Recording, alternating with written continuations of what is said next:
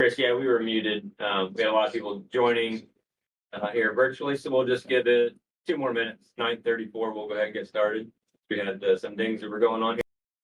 At 9:34 a.m., it seems our traffic has slowed for arriving, so we'll go ahead and call to order the June 14th SEDA COG MPO meeting.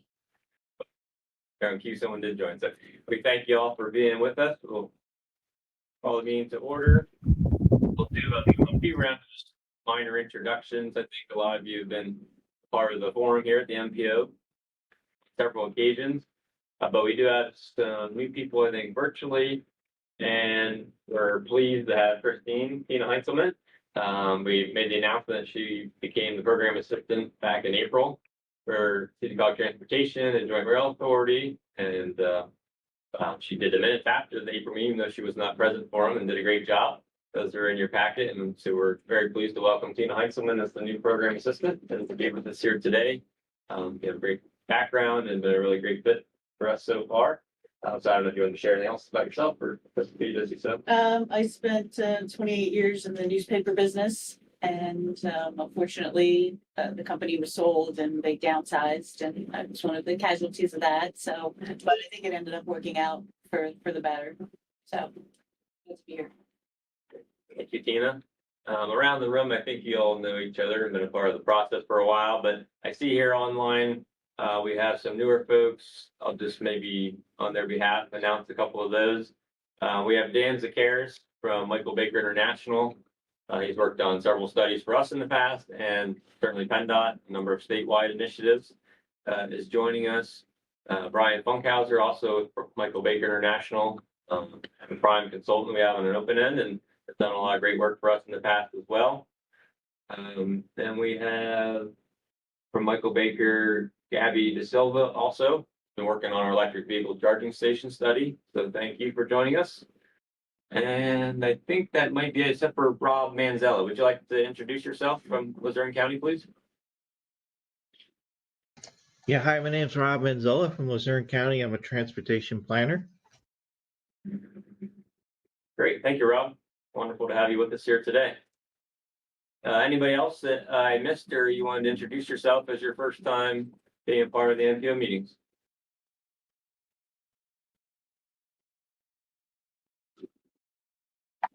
Okay, hearing none, we'll go to agenda item B on your agenda before you. That's the public forum.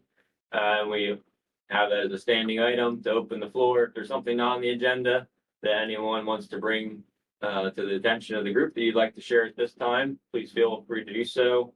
We'll have the member forum later on, but if there's something just general participants or other stakeholders want to raise that's not on the agenda, now is the pertinent time to do so.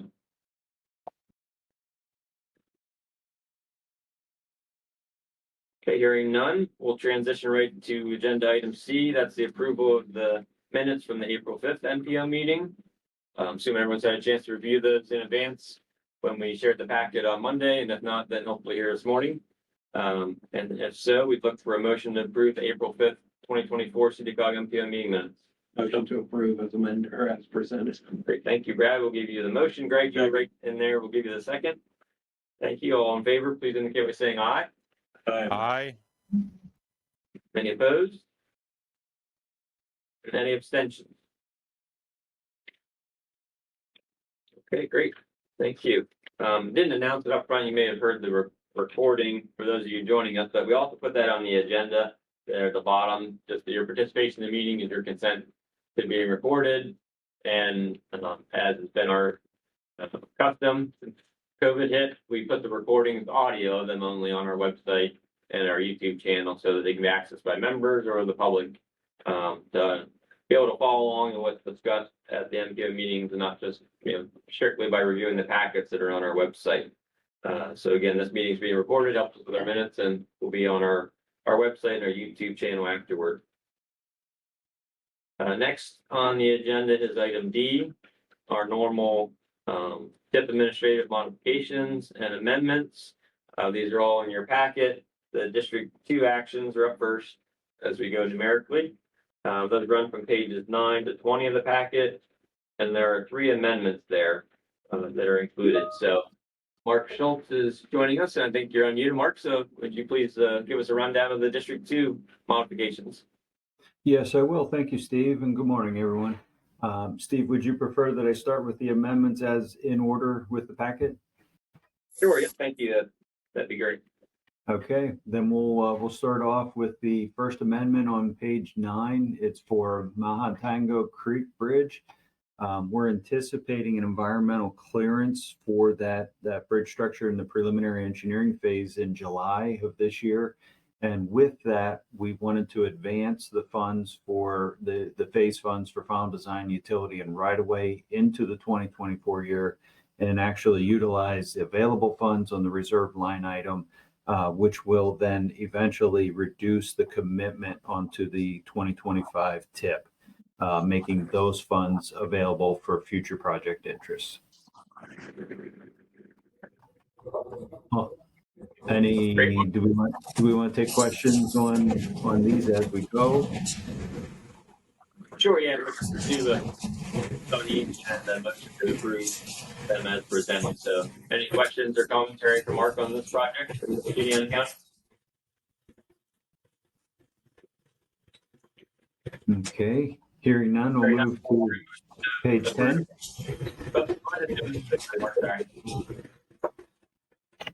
So look for a motion to approve from Brad. Thank you, Brad, for the motion. Do we have a second? Second by Lee. All in favor, and give it saying aye. Aye. Abstentions. Great, that passes. Thanks, Mark, for bearing with us there. Yep, next one. No problem. I'm getting a little bit of feedback from someone. So we'll move into page 10. On page 10, we have the 2007 Overdoe Run in Juniata County. This is a project in which we were interested in advancing those funds into federal fiscal year 2024. This is a project that was scheduled to be a start for the 2025 fiscal year.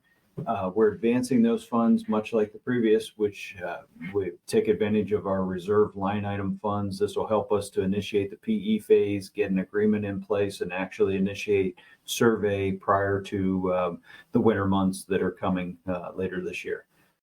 So that'll help us move forward and expedite this project. Any questions on 2007 Overdoe Run?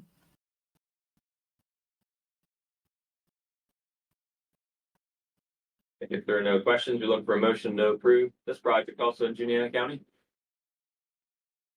Move to approve, Steve. Thank you, Brad, for the motion. Do we have a second? Second. Second by Greg. Thank you. All in favor, indicate by saying aye. Aye. Any opposed? Any abstentions? Great, that's passed. Thanks, Mark. Next one. Thank you. Moving on to page 11, we have the US 22 concrete restoration. This is an amendment for the size, the amount of the project.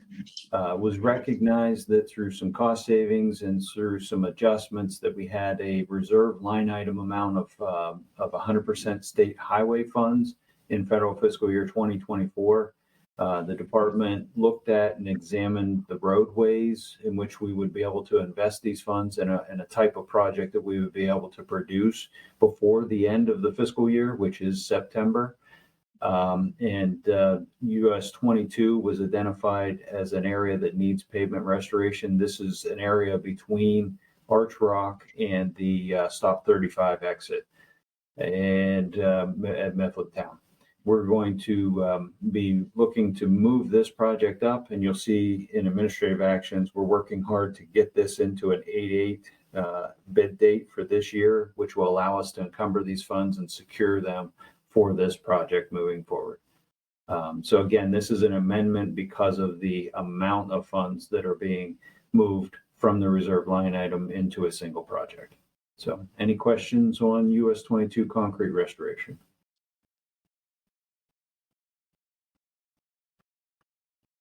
Okay, if there are no questions for Mark, we look for a motion to approve the concrete restoration project. Motion, Steve. Thank you, Brad, for the motion. Do we have a second? Second. Second by Lincoln, thank you. All in favor, indicate by saying aye. Aye. Any opposed? Any abstentions? Great, the three amendments have all been approved, so thank you, Mark, for the background. And then page 12 begins the normal administrative actions, and anything you'd like to highlight here, Mark? On page 12, as we look at the lower half there, we're working to finalize some construction costs and look at I guess an estimate that was an adjusted estimate. I'm sorry, I jumped ahead. At the bottom there for 522 Betterman and the Twin Bridges, we were just kind of utilizing and moving some funds around that were from low bid savings and reduced project costs. On page 13 at the top is the 75803 Port Royal, in which we're finalizing some construction costs on that. And then we were adjusting for the SEDA COG concrete preservation project. That's a preservation project that's covering 220 in Clinton County, 322 in Mifflin, and portions of 7522 in Juniata County there as well. That project was recently bid. We were adjusting with this administrative action to prepare for that bid date. We did receive a very good bid on that, about I believe about 4% or more less than our design estimate.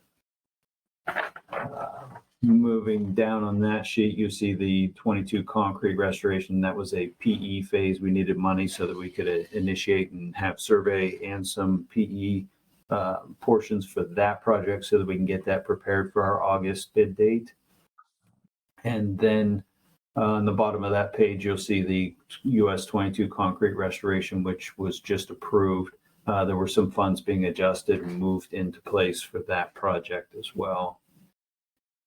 On page 14, we're looking at some construction phase adjustments so that we could finalize that project. In the middle of that page, we have some balancing and swapping of funds between NHPP, STP, and BRIP so that we can best utilize those funds within those projects. And you see the $0 amounts within those. That's because we moved dollar for dollar.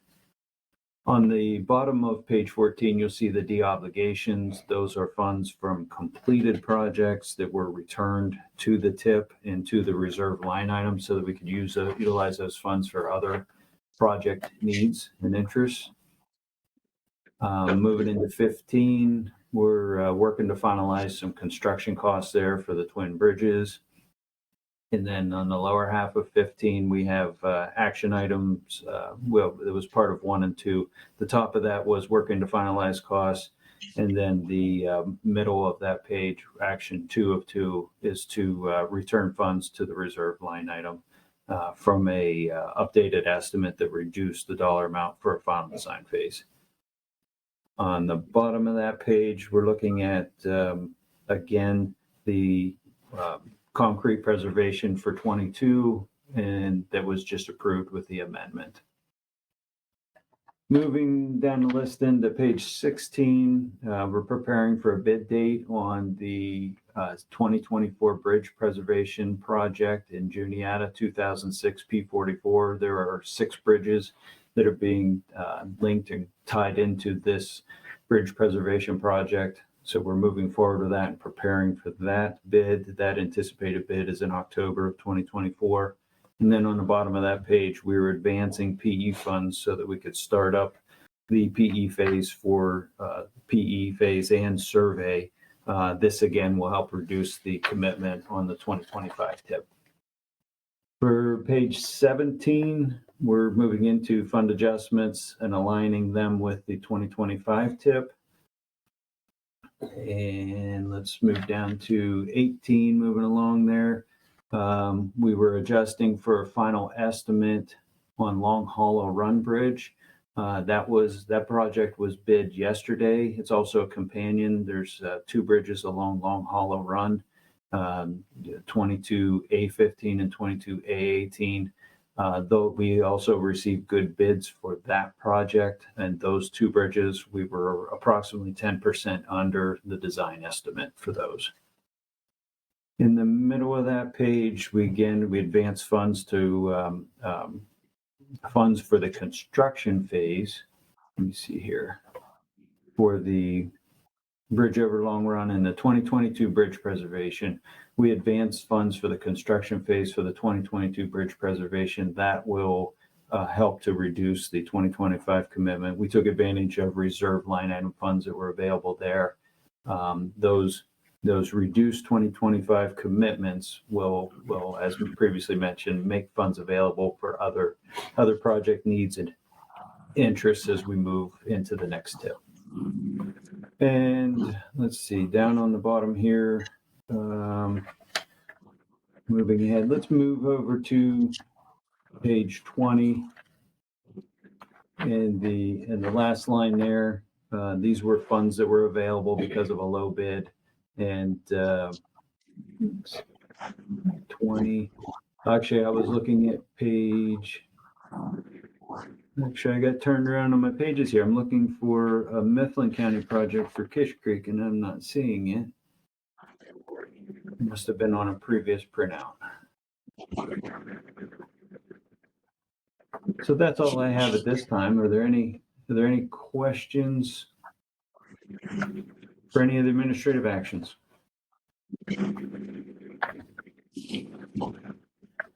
Okay, thank you, Mark. A lot of balance in there, obviously, and thanks for what you're doing to get these projects committed and free up some of the 2025 tip funds then potentially. So do we have any other discussion? If not, we would look for a motion to approve the administrative modifications as presented for District 2.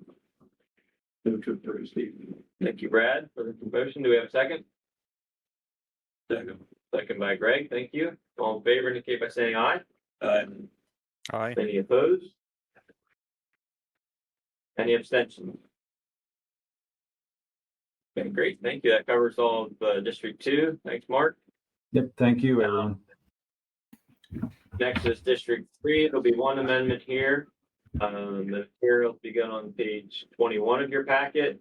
Just talking with Greg ahead of the meeting. Obviously, there's a major project in Montour County that had cost increase here and is the primary amendment to be considered. Well, the loan amendment, but that begins in your packet on page 21. The write-up or a summary narrative that goes to PennDOT statewide program management committee. And there have been some things that came out of that process that were a little bit different from the initial narrative. So, Chris, would you like to lead us through this amendment to be presented today for approval? Sure thing, Steve.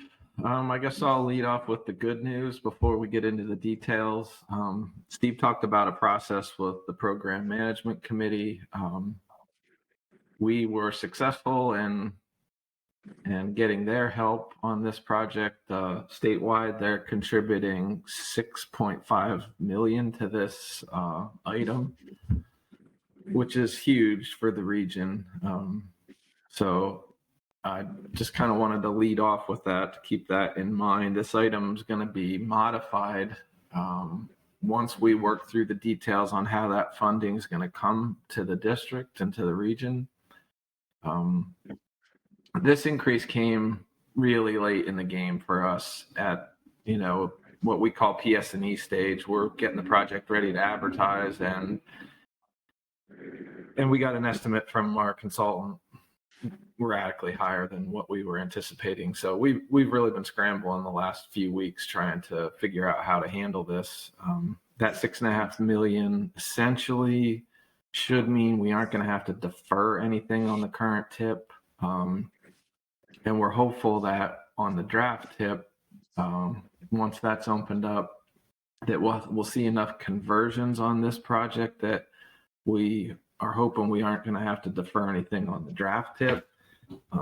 Too early to say that at this point, but really good news for us in what had been a pretty gloomy outlook over the past 3 weeks on this project. The PMC item is, in your packet, and it includes quite a bit of detail on where we saw the increase The various items, really, there's no one ticket, no magic bullet that you can aim at one item. It's across the board increases that really, I mean, we can only attribute them to just the consultant refining their design at the last minute.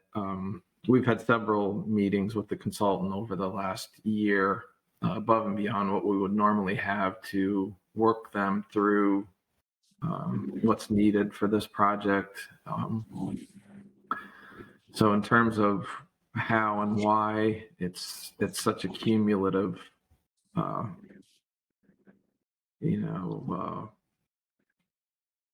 problem that we can't really pinpoint it. It's just all over the map, and we try to do a pretty good job detailing where all these increases are in the write-up.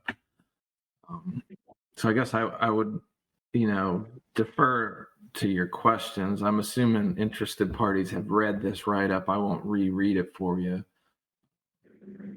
The big takeaway that you don't have in your packet is the $6.5 million from central office, and the fact that we're pretty confident we can avoid any deferrals as a result. Chris, John Delvecchio of Union County. Hey, John. Congratulations on the $6.5 million. That's great, but I'm a little incredulous that you're going to find $7 million of other projects. That seems a little bit of a stretch. Well, Do you have what leads to your optimism? I guess is the question. just what we do, how we fund projects through cash flows. We basically in what may be a 1-year project, we fund it over 2 years. And what happens, and our district is very successful in it, we get a lot of projects on the program and funded with cash flows into future years. And when the tip rolls over every 2 years, it's important to know that funds are managed from a statewide level. We look at them all regionally or district-wide, but they're managed on a statewide level by PennDOT. So the state has to spend all its money. But we always bank on our district being able to deliver a lot of projects. So if we have funds obligated on a project that is let in 2024 and the funds are carried into 25 and 26, oftentimes from a statewide perspective, when the tip rolls over, the state needs to account for more, just say, safety funds. Well, District 3 has a project underway, funded over 3 years. They'll take all those funds off the draft tip and fund them and obligate them on this project. So basically leftovers. Truly. What's that? Basically financial leftovers. Yeah, you could say that. Okay. I had one other question, which is under number 4, items added. What does 3 new items for electronic ticketing? What does that mean? I get the rest of the other items I get. I don't know what electronic ticketing or what. That's a pretty good question.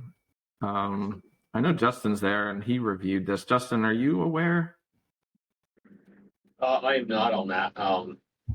Yeah, I'll find out while the meeting's going on, and I appreciate it. You can just message me. Yep. Yeah, assuming We're not putting in a toll gate or anything. No, that's what I figured. I was like, that doesn't Yeah. mean it's electronic ticketing for job tracking or some sort of project management. I'm at a loss as to what it is. Yeah. But if you could find out, I'd appreciate Yeah, it. we'll do, definitely. I'm curious myself. That's it. That's all I got. Yeah, that was my assumption, some kind of advanced, more efficient job flows or something, and not a tolling or enforcement mechanism. So thanks for the follow-up on that, Chris. So happy to take any other questions I can't answer. Chris, this is Bob Stout with Montauk Rec Commission, Montauk County. Hey, Bob. Is there an updated version of the map of what this is gonna look like when it's done? I'm on the tip dashboard map the CCOG has. But Do trying you to see mean what- like a plan view? Yes, sir. Yeah, I can send that to Steve to include in the minutes if that would help. Thank you. Yeah, I appreciate it. We manage the S recreation area, which is right next to that site. We should see what it's gonna look like there when it's said and done. Yeah, if you before you get this from me, FHWA has a site like an informational page on displaced left turn lanes. That's kind of the concept that's being put out there. So if you see their generic write up on those, it'll give you an idea of how it's going to operate. But I will send that to Steve. So it's fair to say that the roundabout idea, that's no longer part of the plan. Is that correct? Yeah, that was eliminated quite a while ago. Essentially based on the public outcry. Thank you, Chris. Appreciate it. Yep.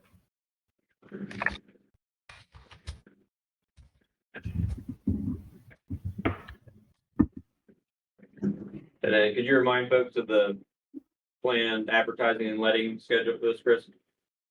Sure.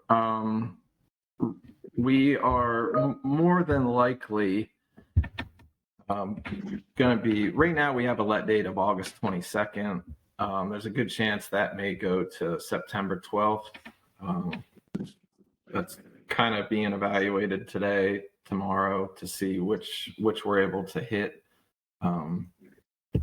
So the advertised date related to the let date would be, let me look real quick. Make sure I don't misquote this. July July 18th.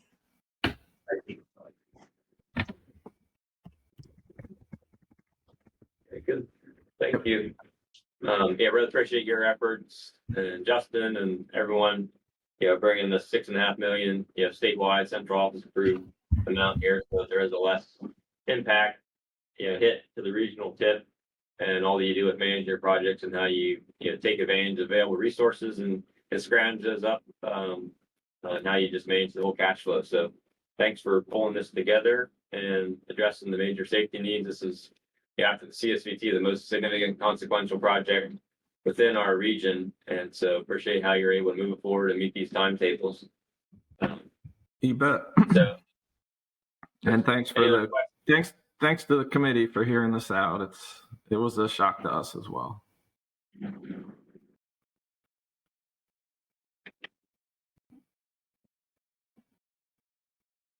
So essentially, we would look for an amendment vote so this can proceed, as Chris indicated, with the advertising and letting. So realizing 6.5 million from the statewide, then there'd be, I guess, approximately 7.6 million from the regional, SEDA COG regional MPO tip. So we would look for a motion to approve that. And motion by Greg, thank you. Second. And second by Bob, thank you. All in favor, indicate by saying aye. Aye. Aye. Any opposed? Any abstentions? Okay, great. We'll move forward with the steps that we need to take, and we will make sure that we get the final financials and the charts for everyone. You'll see this as a ratification at the next MPO meeting as well, on all the fiscal changes, and we'll follow up with the maps and drawings as Bob referenced, so you can take a look at those as well. Thanks, Chris. You bet. I'll put that FHWA link in the chat after I'm done talking too, so you guys don't have to search for it. Very good. Thank you. Great. So did you want me to go through the other actions, Steve? Please, yeah, beginning on page 25, if you want to highlight some summary changes there. Yep. So on item 5, that's just removing phases that we don't need, return those funds to the line item. Same with page 26, another big action of just cleaning up unused phases. The bottom of that page, we have a large cost increase for consultant design on kind of a big resurfacing project through Northumberland. If you go down to the next page, we have basically adding design funds for slope failure on Route 15 in Columbia County, trying to get a handle on what's happening there. The bottom of that page, you see a big middle of the page, there's a big right-of-way cost increase on the aforementioned Danville project, the corridor safety improvement. That was enabled us to settle claims with a couple property owners, was key to us avoiding the need to go to the Ag Lands Condemnation Approval Board. So that was a really, really big deal too for this project. Moving down, there's another big consultant design increase on a bridge over Fishing Creek in Columbia County. Some smaller, the next actions are all kind of smaller cost adjustments on phases that aren't really needed any longer. I guess the last item that I would probably call out would be well, really, there's not too many more that are consequential. The rest of them are really just, as we get towards the end of the tip, we scroll through the current tip and look for phases that aren't going to be used and move those funds around. Because if we leave money on a project phase and it doesn't get spent before the tip rolls over, those funds are lost. So we kind of are continually this, and will be throughout this summer, finding funds that we're not using and moving them somewhere where we are. So that's probably 2/3 of these actions. So if you had any specific questions, I would be happy to answer them. Okay, thank you, Chris. Any questions before a motion to approve the administrative actions for District 3?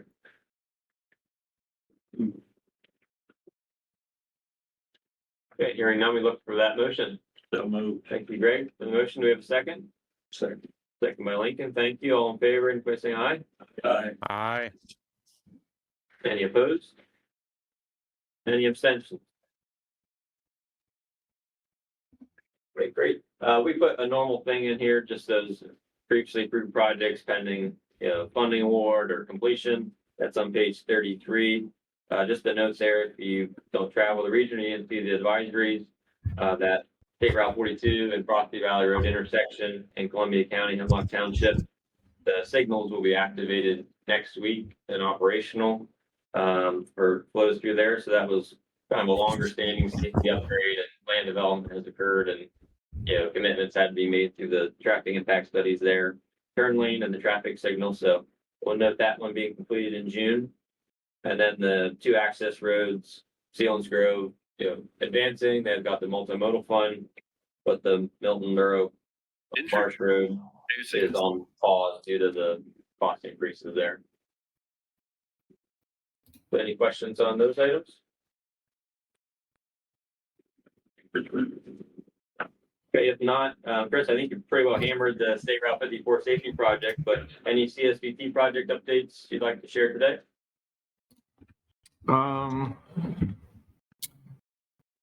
Yeah, are they in the packet, Steve? No, we didn't include those in the packet. They'll be in the information of the notes, but. Okay. Yeah, I do have an update. Let me grab it real quick.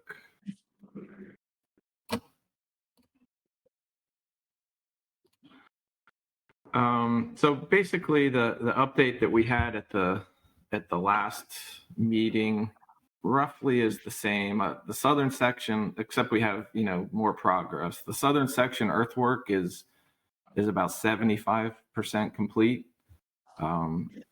We anticipate opening the new Fisher Road later this month.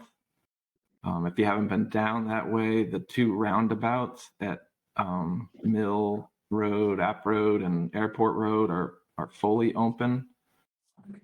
In terms of the structures contract, the Granger's Road Bridge is basically the abutments are almost complete, and the beams are going to be set in July. And then foundation construction for the Cortland Drive Bridge is almost complete, and the beams will be set on that bridge in August. The foundation for the bridge over 11th Avenue is complete, and for the foundation, the piers and abutments are being built now. And overall, the 9 bridges and 4 noise walls that are part of this contract, they're going to be in some form of construction throughout 24 and 25. The noise walls, they'll also start with foundation drillings. The last thing you'll see on those will be the posts and the panels. With regard to the southern section paving, just generally still preparing plans. The right-of-way acquisition plan is just about complete for the interchange areas, particularly the 11 and 15 and 522 area. We're still coordinating with local utility companies related to their facilities in that area. We still are anticipating the paving contract to be let in late 25 or early 26. Still anticipating opening the mainline southern section in 27. The 61 connector is anticipated to be complete and open in 2028.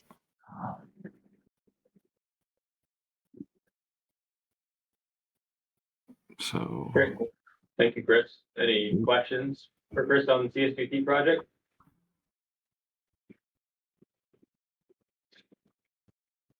It's Lots nice to of see activity. progress. It's nice to see progress on it. I will say that. So it'd be nice to see when it's done. So congrats to District 3. thanks. Yeah, massive project.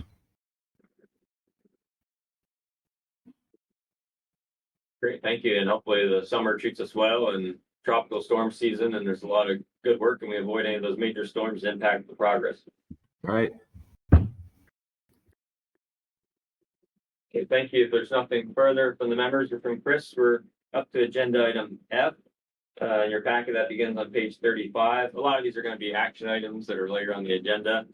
And hopefully you had a chance to review the staff reporting, various activities there. I'll just highlight a couple. I'll mention we're about to start the fiscal year 24-25 work program in July 1st. Yeah, that was adopted back in November, and all the agreements have been processed with PennDOT, Federal Highway Administration. So we'll be kicking that off July 1st, the new work program. And since it was a bridge as a single year, just advance notice that this summer we're going to be preparing the fiscal year 25-27 work program. So a lot of carryover activities and main responsibilities and charges, but put that out there that the August-October meetings, you'll start to see drafts of that. If there's certain plans that any of the counties are working on or other local governments that you think we should incorporate and be a part of at any level, we can go ahead and highlight those within the document, and other things that you bring to bear as you think are important objectives or maybe studies to consider as part of that work program development.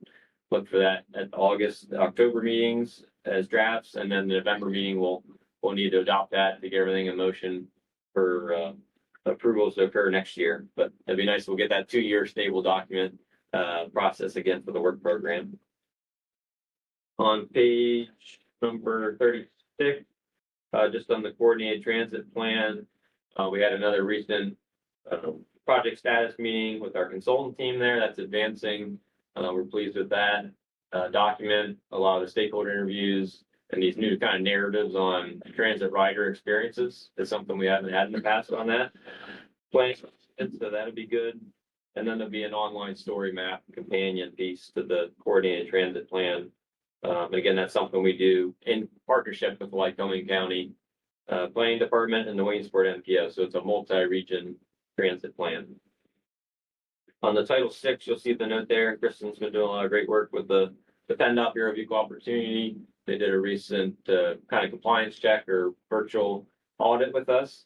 And so there'll be some summary things that we'll look to maybe implement in the future related to that.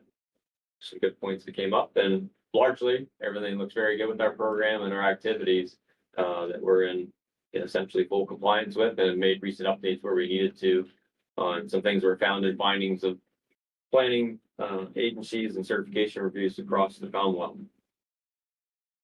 On page 37, just a note again on that greenhouse gas performance measures. Yeah, we have been reporting on and taking action on the performance measures for safety, for highway and bridge conditions, and for system reliability for some time. And there was that new proposal for greenhouse gas emissions reductions targets, but that was paused by the court system due to lawsuits. And then the U.S. Department of Transportation has said that there's no current requirement for any MPOs to set targets, and that they will be continuing to examine that and evaluate it, see if there's updated rulemaking or things we have to do in the future. We'll report back on that, but nothing at the current juncture we need to do with greenhouse gas emissions targets. The long range plan is also covered there on page 37. We've had to kick off to that. We've had interaction with PennDOT, Federal Highway Administration, and also our consultant team from Liquor International. And that's going really well. We're kicking off some of the early public engagement type activities, and we'll be looking to form a steering committee. And Kristen might address that here momentarily. But we're pleased with this early activity and undertaking, and we'll look to obviously have you involved, engaged throughout, and make sure we have this adopted before June of 2026. That would be our deadline for the long range plan kickoff or update process.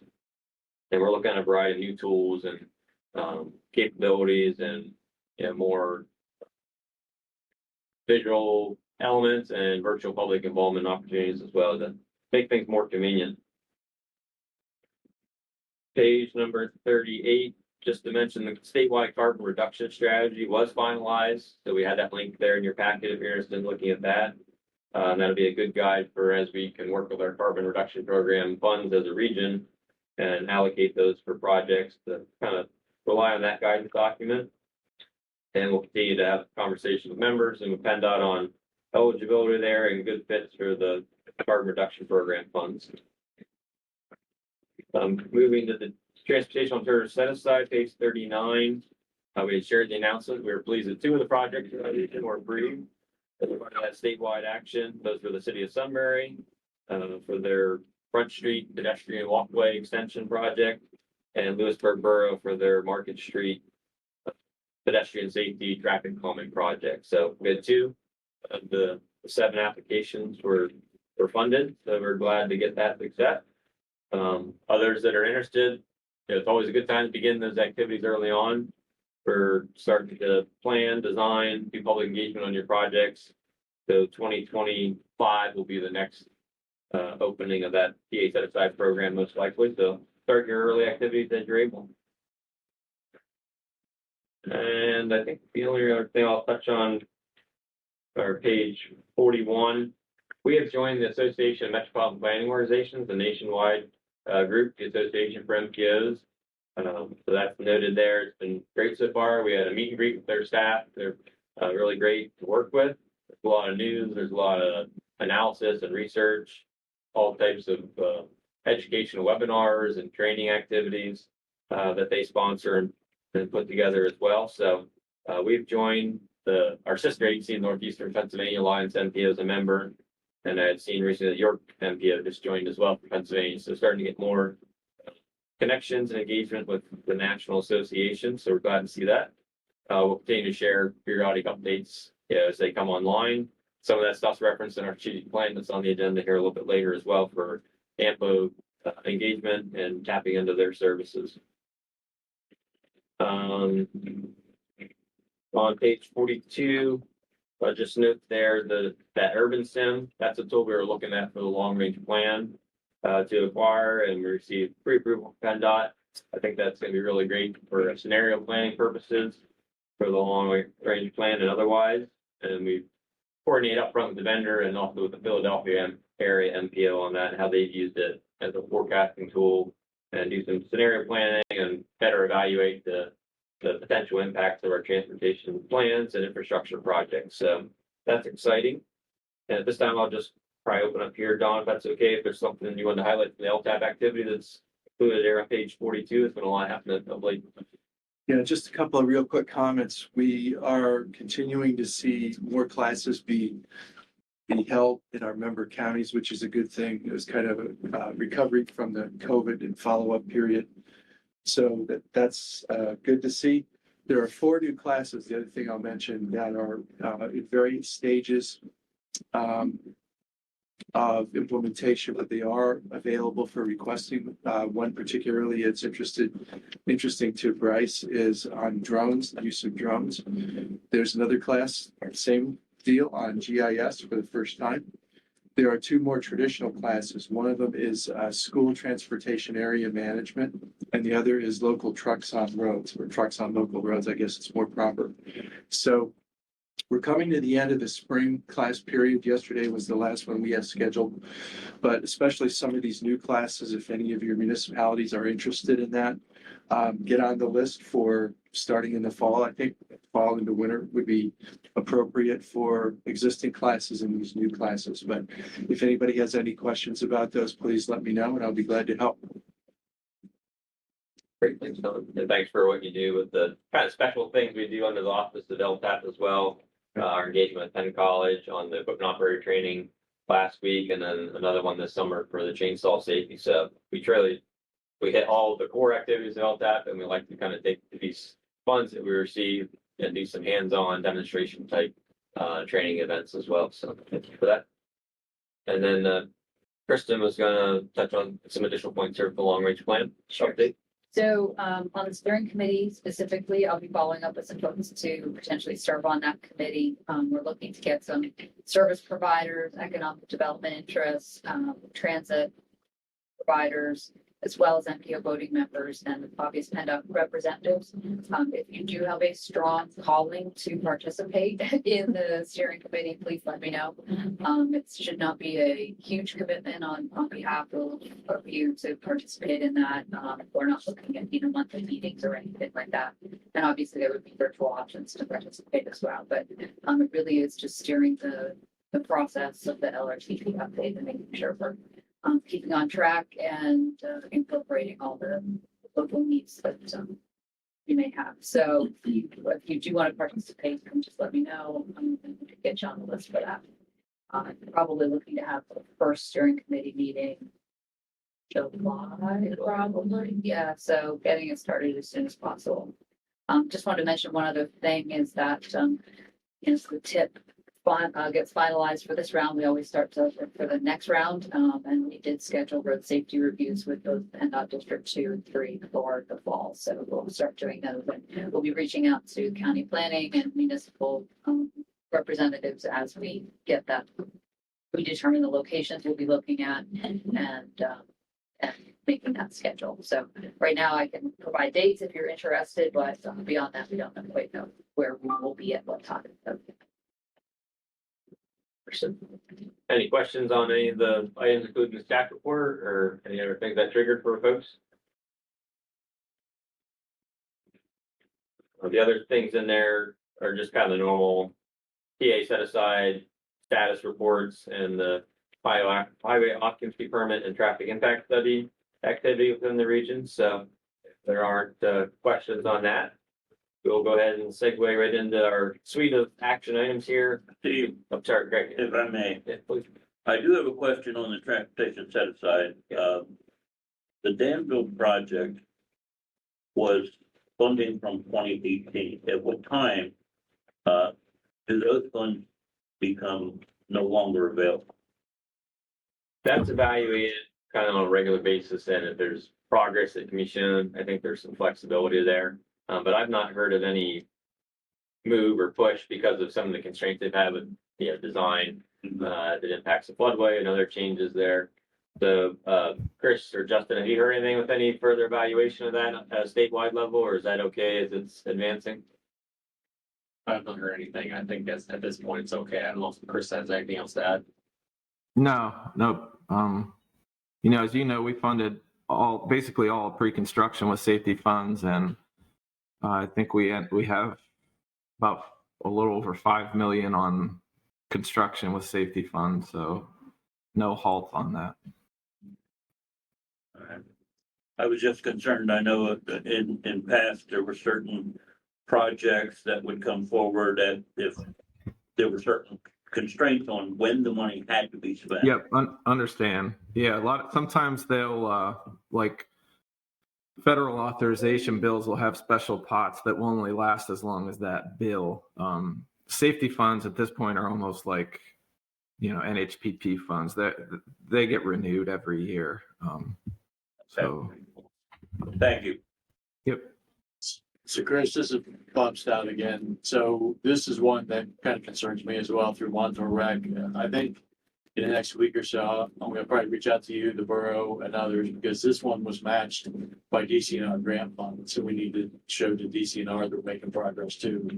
So I'm gonna probably try to get a group together to bring an update on this meeting so we can make sure DCNR and everybody else is good as well. So. Right, thank you. understand. Yep, we'll help. Thank you. Thank you. Thank you all for the comments. Thanks, Chris, for the responses. If there's nothing additional, we're up to agenda item G.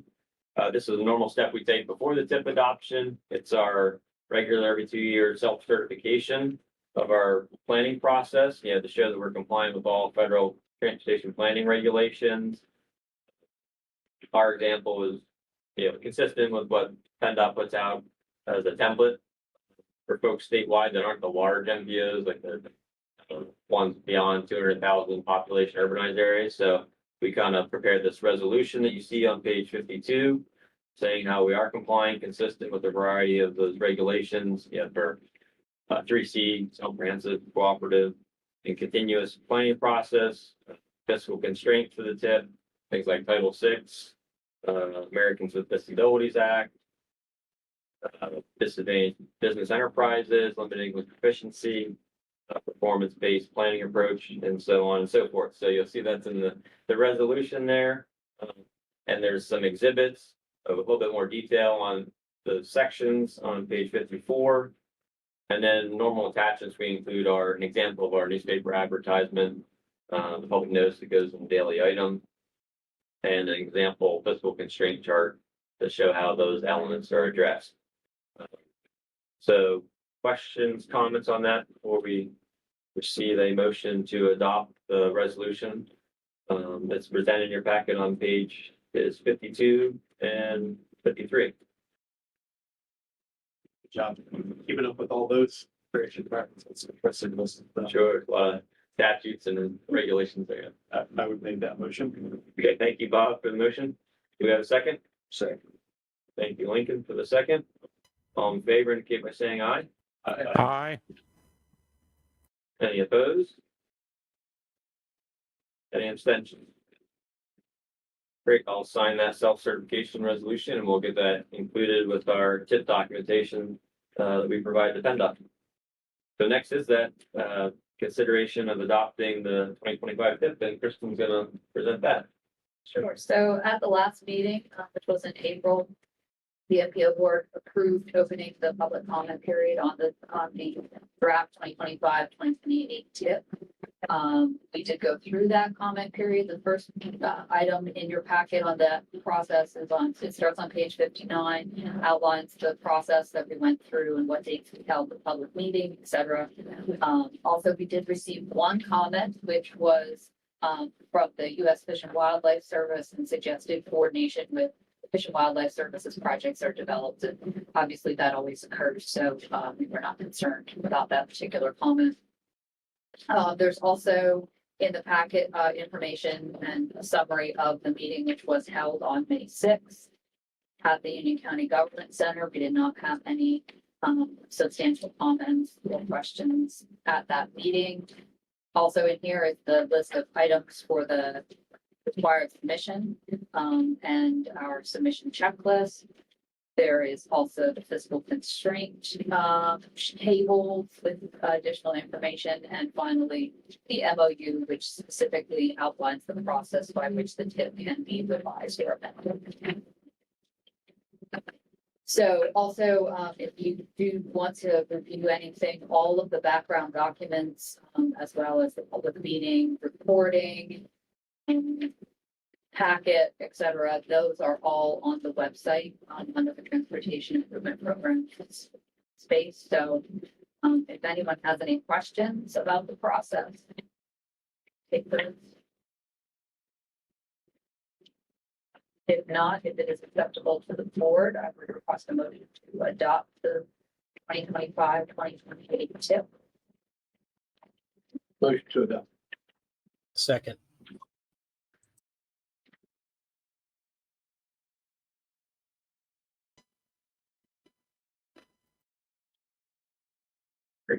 All in favor, please indicate by saying aye.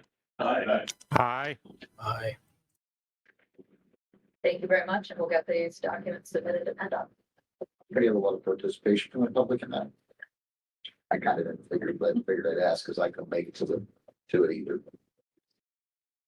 Yeah, it was pretty much all staff level, PennDOT and ourselves, but the recording's out there. Yeah, we advertise everything broadly about the availability and the opportunity to weigh in and comment. And the one, like Chris mentioned, that was included there from Fish and Wildlife, yeah, that's a normal kind of thing that will be addressed throughout. We did have one member of the public ask us where they could find additional information about the projects that we were on in a particular area. So we followed that, but they responded with comments on it. Yeah, the easiest thing is at the forefront when the State Transportation Commission does, its process with the surveying and the lead up to the TIP development, 12-year program update, where people can drop points and concerns. And we always get pretty much 100 to 200 comments kind of that way. And we take a look at those. Bryce does the clustering analysis and we coordinate with districts on it. So if they don't come to a standalone public meeting, there's other things that are being looked at and considered, and just the normal back and forth that we have with yourselves and other local officials. So there's multiple kind of touch points on it. It's just to get them out for a single public meeting can be difficult. Yeah, I understand. Sure, yeah. I think everybody in this room understands. Yeah. And then, if nothing further, Kristen is gonna cover the complete streets policy item as well that we've been working with our organic Flemington month. Sure. So excited to finally be able to bring the table for hopeful adoption. In the packet, beginning on page 82, 80 includes a resolution for adoption. And then starting on 82, we have the complete streets policy, the checklist, the exception form, and also a backup research document that was put together that was used to create the policy and the checklist. Over the past year or so, we've worked with Gannett Fleming to develop these documents in accordance specifically with the Smart Growth America's complete streets policy framework. And we also have the documents reviewed by Trish Meek and Sam Pearson for their comments and input on it. And the draft of these items were provided in the April MPO packet. And this is now the finalized document. Just as a basic overview, the policy outlines both the goals and principles the MPO will strive to provide a safe and integrated transportation system in the region, and taking into account all users. The checklist and exception forms will be the implementation arm of the policy, and it will apply to new construction projects, resurfacing and reconstruction and resurfacing activities that utilize state and federal funds through the TIP. sponsors of those projects will complete the checklist for the project before it's placed on the tip. And the checklist includes an evaluation of existing conditions and considerations for how all modes of transportation can be integrated into the new project with the appropriate context. The checklist ultimately then will get provided back to the MPO, and there will be an evaluation process with the Transportation Planning Director, Steve, the MPO board voting member for that county. So for example, if it's a project in Danville, we would consult with you, Greg, on the checklist, and also the PennDOT district planner. And the previous draft only included the county member and the transportation planning director, program director, and did not include the PennDOT district planner. But based on feedback, we included that the district planner as a third person to evaluate that. And they seem to be the most appropriate, and will also help us integrate this process into the PennDOT Connects process that district planner would be involved with anyways.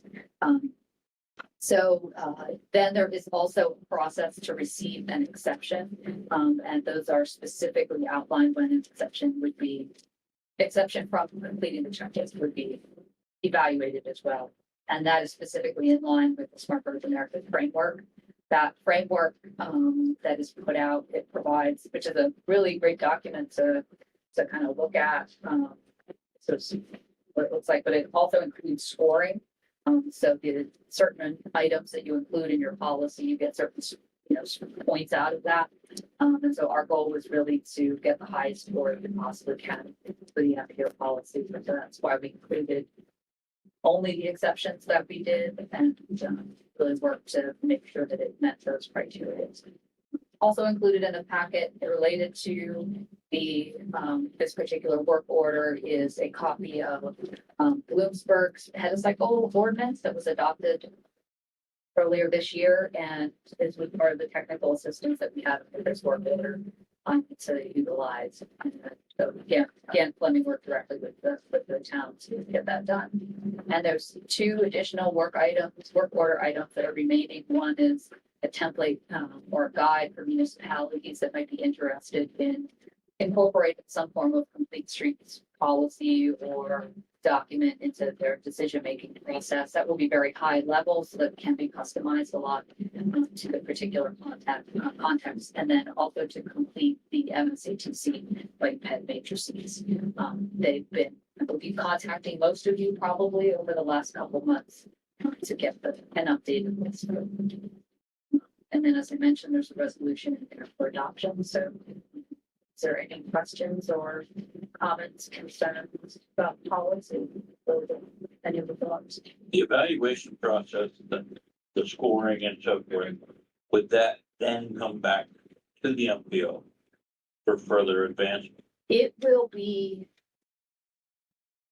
the process would be before it goes to onto the tip, this checklist would be filled out, and then that evaluation team, or that 3-person evaluation team, would essentially go through it, work with them on any additions, any suggestions to better incorporate all modes of transportation into the process, but it wouldn't come back to the full board for a vote.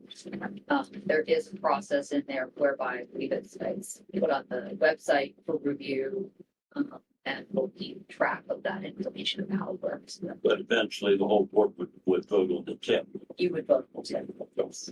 Yeah, and so it's The preliminary process would be to the municipality, the governing body, and then essentially, yes. So it would be evaluated with any corporations, and then it would get on the tip. And the idea of doing it before that is so that all, if there's aspects that they want to include, to make sure that that's accounted for, both on cost and scope and things like that. It's designed for the project sponsor to complete it initially, and then if they need to get with us, PennDOT on any of the data items or anything, we can sort through that process, but then it's evaluated, like Chris mentioned, by multiple parties, and that was common council last meeting, rather than just two making kind of those evaluation decisions or on the exception forms. It made sense to really tie in the district planner here, since they're managing a lot of the next process and they're tied to local government projects as well. So we wanted to make that step with the, minor changes. Most of the comments we got from Sam Pearson, statewide, Walkworks manager, were minor, and we were able to reflect those within this iteration, but largely this is what you had seen in April, and we're glad that folks are positive on it. A few MPOs have an official policy. You'll see local governments, you'll see a county, but I think we'd be one of the first here to take an official action for the policy. And it makes sense to use these new kind of carve out, complete streets planning funds for this type of activity and put it into place, evaluate it, and kind of track the progress over time. So there'll be a lot of stuff we'll put on the website eventually and host there. And we're pleased to have this, and we're really glad for what Gannett Funding was able to do a lot of the research and take these best practices and put them together on this policy. And ultimately, a municipality or county that have land use decision-making abilities, it's going to be the best place to adopt complete street policy. But as at an MPO level, we're not aware of any other ones in Pennsylvania. There were some in Indiana, maybe, but it's unique for an MPO to try to do this process. So Steve, this is essentially if an entity wants the MPO to support a project or become the MPO to fund them, they go through this process and either you sign up yes, or they got one exceptions. If they're rejected, then essentially the MPO is saying, no, we're going to support this project for the funding in the future, correct? Not necessarily, I mean, just that it would encompass, complete streets elements to the project. So not that it'd be, out of consideration for any funding, but if it moves forward for a sponsor applying, they have to complete the checklist and identify those different items that are spelled out there for, existing usage and facilities and amenities for all users of the system. So it's a way to kind of get that reconciled and have that track, but not that, hey, you can't receive any funding if you didn't reflect all these items in this checklist. But it places our heavy emphasis and priority on these pieces, but won't exclude them from funding consideration. So hypothetically, either they met the requirements or they had an exception, it was approved. But even if they didn't, hypothetically, it could still receive funding for some other outstanding reason. I'm just trying to think, is this gonna be a showstopper for a hard showstopper for everything? Should not be. And if they go to the various state or federal programs, discretionary grants and receive that, and it's going to be added to the tip, we'd like to see this filled out, have it on record and, weigh in with commentary from the county voting member, ourselves, and the Penn District planner.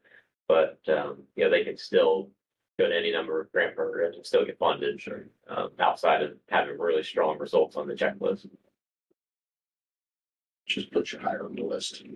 Yeah, this might actually add to the credibility of the project and a more complete picture coming forward.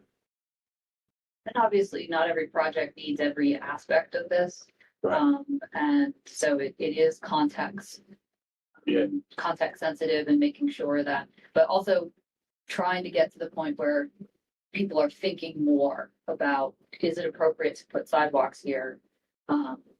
Probably, maybe, whereas before it might just say, oh, no, we don't need sidewalks. Or a good example could be if there's a transit stop in the general area, like where Rabbit Transit or Call Ride or something is typically dropping people off. Is there a need to integrate that knowledge into what you're planning so that you're not doing something that could impact where they're actually dropping people off and picking people up? So I think they did a nice job. The exceptions, as you put together the exceptions rationale, it's clearly pretty well done. So I think they did a nice job for sure. Steve, this is Eric Staley. The only concern that I have is building an additional level of bureaucracy into these applications for TIP projects. There may be some places where this makes sense. There may be some places that this doesn't make sense. And I understand there's a waiver process, but I'm just a little concerned about another level and another set of forms that we need to fill out in order to advance projects onto the tip. Sure, yeah, we can appreciate that. And the PennDOT Connects form, hits some of these things. But it was a way for us to really put the policy in place and other mechanisms to show the priority of this for, complete streets purposes, and it's being more fully, validated and vetted in the process. So we'll try to streamline as much as we can and be as efficient and, leverage, calls and emails, virtual public meetings and such, where those need to occur as part of the process. But it was part and parcel of that and the nationwide objectives and priorities for complete streets. So we wanted to have the policy and then something to give it some teeth as well. And obviously, as we mentioned earlier, it's unique for an MPO to be doing this, so we didn't really have. It was much more developed, I think, probably from scratch from Gannon Fleming than some others. If it was a municipality that has land use decision making ability to say no or influence that design, but obviously we'll evaluate this going forward through the process and determining, is it a streamlined process? Are there bumps in the road that we can maybe streamline in the future? And so we're always in a process of evaluation of making sure that everything is working properly. So there's possibilities it could be amended in the future, obviously, if it does create a big burden. Yeah, and we specifically kind of left out your normal preservation activities or lower level maintenance that would apply to new construction, reconstruction, rehabilitation, resurfacing type projects, and not just like a basic, bridge painting or some other large, low scale preservation activities. Those wouldn't have to go through this additional kind of like the bureaucracy or regulatory process.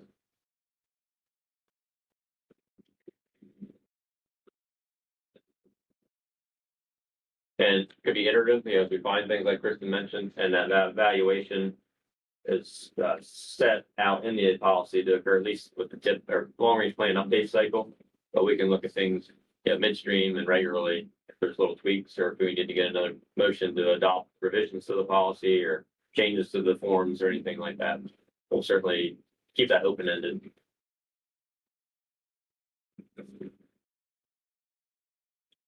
Any other questions or comments?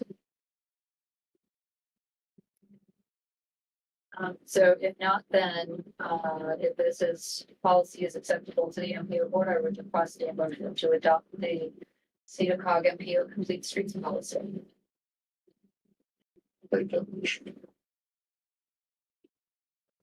Second. Probably moved and seconded by Lincoln and Greg. All in favor, by saying aye. Any opposed? Aye. That was a nay for you, Eric? Yes, sir. Okay, yep, just want to make sure we're recording it properly. Any abstentions? Okay, it has passed. We'll continue to report on it and track the progress and coordinate with you on the steps for new TIF projects after the 2025 TIF takes effect. Next on the agenda, we're up to item J, that's the strategic plan approval, and we're glad to have Keith Chase from Gannon Fleming here with us. And Don, you want to do a couple of introductory remarks before Keith takes through material? Yes, this document is, it says it's draft on it, but if it's adopted by the board today, which we'll be asking you to do, it will become final. And it begins on page 120 in your packet. I would like to remind everybody, this is not a required document by any other level of government, but it's something that SEDA COG MPO wants to continue. And we have done one that ends now after 5 years. This particular document will be for the next 5-year period. We began the project and our main milestone was the November workshop that we had here with the board members involved. And since then, we've been working with Gannon Fleming to further refine and define what's to be done. The main thing to emphasize is that this is intended to give practical guidance for us for some implementation actions, things that are doable that come out of the strategic plan. We have 13 objectives that have been identified and about 50 possible initiatives. And the initiatives are what we'll be looking at very soon, starting up during the next year. Things that we'll try to implement. And before I turn it over to Mr. Chase, just to remind everybody that this is going to take the MPO board potentially into some new and different places, some new and different actions that we'll be trying to see if we can implement here starting this coming year. In the document toward the end, the very last couple of pages, we wanted to make sure that we had the ability to essentially self-measure our progress. So there's a couple of pages in there that lay out what the work program will be for this coming year, and also a progress tracker that we'll be using as we go forward. So I will ask Mr. Chase, he's shared his screen here, to walk down and give the presentation from Gannett Funding's perspective before we ask for your approval. Thank you, Don, and good morning, everyone. I hope you can hear me clearly. I wish I was in the room with you. I take strategic management seriously, so I would have liked to have been there. A lot of schedule complexities this week got in the way. And I said strategic management, and Don already got at it in a way, and that is that a strategic plan sets the direction. What's really key, and what often does not happen, is that strategic plans often don't get effectively implemented. And I think there's a really excellent structure here for implementing the strategic plan. Some years back, I had the good fortune of being asked to lead a strategic plan for the North Jersey Transportation Planning Authority. And it occurred to me, wow, a metropolitan planning organization doing a strategic plan, a planning organization having its own plan. And it made perfect sense. And I salute SEDA COG for doing that as well. You definitely have an opportunity here to have a systematic process where board members get to periodically look at not just the things that fill your plate, such as what's on the agenda today, and those are very important, but that you're investing some portion of your time and the organization's capacity to look down the road. Where are we going?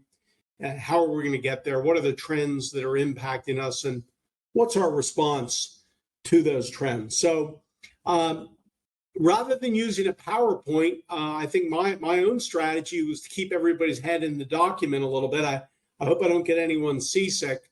It is 27 pages. That's kind of long for a strategic plan, but it's different from the standpoint that it does include this menu of initiatives to be considered for any priority. So in that way, there's almost an inventory of things that could be reviewed periodically and programmed in terms of some of the activity, ultimately to make the MPO stronger and to make sure that the MPO is addressing all the changes that are occurring around you. So with that, I'm going to highlight a few things within the strategic plan document. Please stop me anywhere along the way. And I do promise you that I'll go through this rather quickly and save plenty of time for discussion.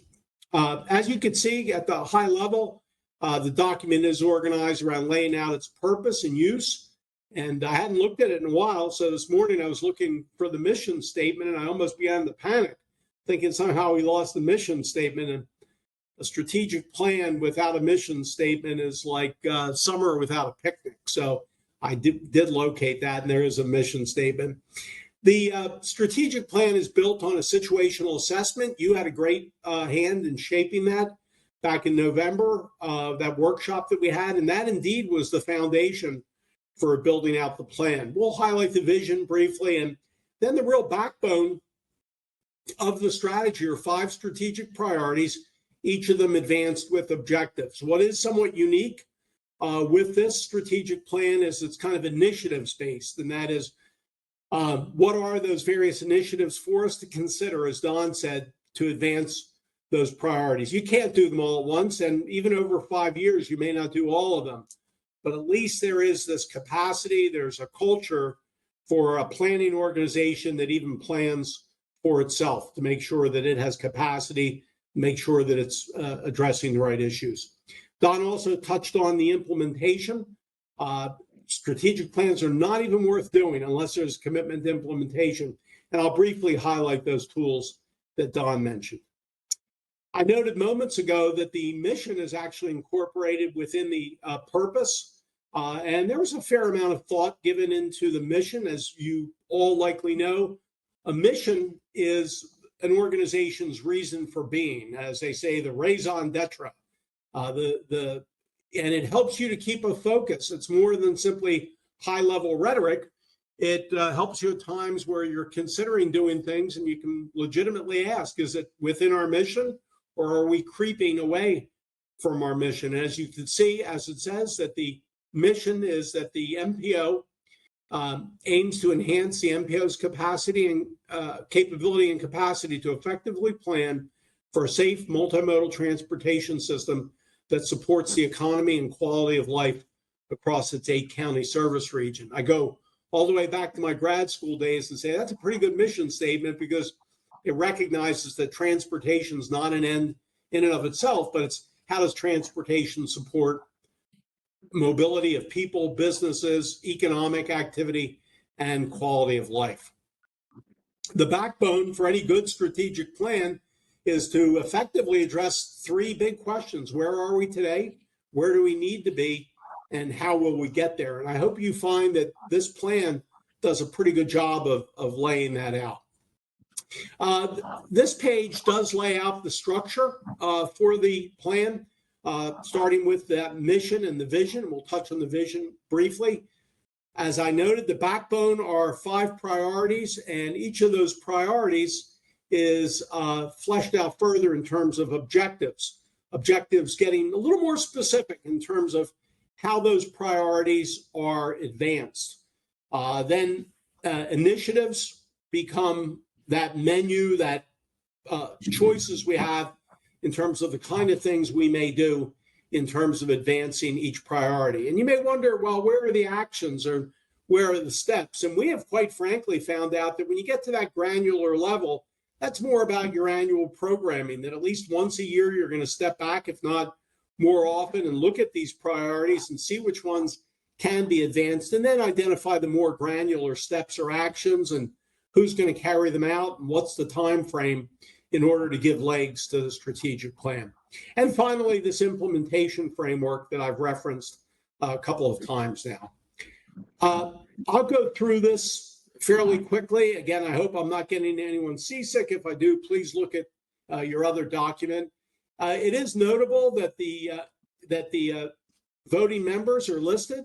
The idea here, the hope, is that everybody involved really has a sense of ownership in the organization's strategic direction, and that you'll have meaningful opportunities to move it forward. Going back to November, we did some work in terms of identifying strengths and potential constraints and issues. That became really the feed for identifying priorities. And we won't go through all of these, but to give you a kind of a recollection of some of the work and how it got refined. Strengths included being an effective convener of the stakeholders for the various modes, that the SEDA COG MPO does produce high quality products, and then various other strengths as you see them here. I won't even read them, but the idea, as you know, in strategy is to build off of your strengths, to leverage those. And that's indeed what this plan does. Then we looked at various things that are either capability and capacity concerns, and have tried to address those through the strategic direction, an increasing workload for an overextended staff, the opportunity really to improve defining measures of success. And that particular concern or improvement area has been reflected where there are alternative measures that are identified for each of the priorities. And less emphasis on transit planning. The various partners are identified, and then also looked at regional issues and trends. This is almost a test ground or a test basis. Do the priorities and objectives really, are they aimed at the kind of things we're dealing with, be they in the area of maintenance or means otherwise known as funding, mobility, certainly, which is the core of what an MPO does.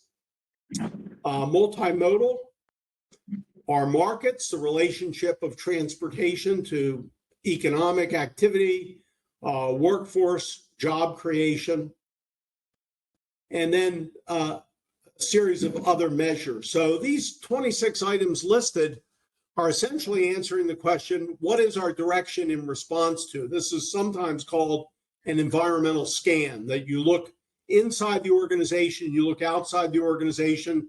It really answers that question. Remember the three questions, where we are today as the springboard for then, where do we need to be and how are we going to get there?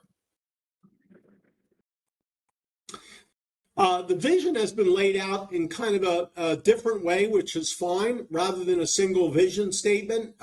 There was a lot of material that was given to us in terms of thinking about what the MPO would look like by 2029. And it really fell into these four areas of focus. The public and stakeholder engagement would be strong and getting stronger.